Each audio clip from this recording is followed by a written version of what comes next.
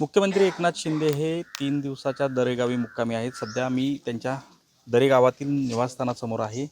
आपण पाहू शकता की या ठिकाणी आजही ते बाहेर आलेले नाहीत.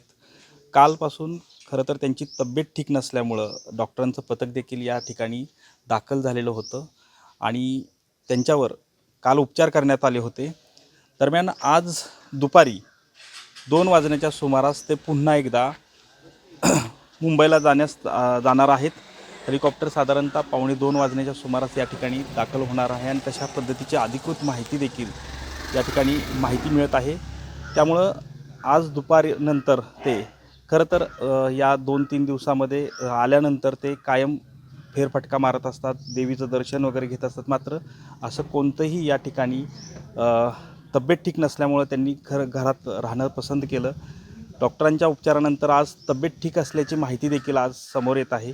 त्यामुळं आज पुन्हा दुपारी 2 नंतर ते ठाण्याला रवाना होणार आहेत आणि पुन्हा एकदा या पुढील कामामध्ये सक्रिय होणार असल्याची माहिती एकूण समोर येत आहे. कॅमेरामन सुशांत राऊतसह संतोष नारोडे, TV9 मराठी, दरे, सातारा.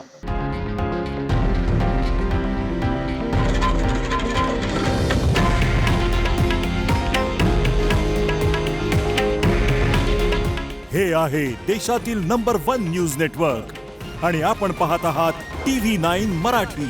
काळजी तुमची, हित महाराष्ट्राचं.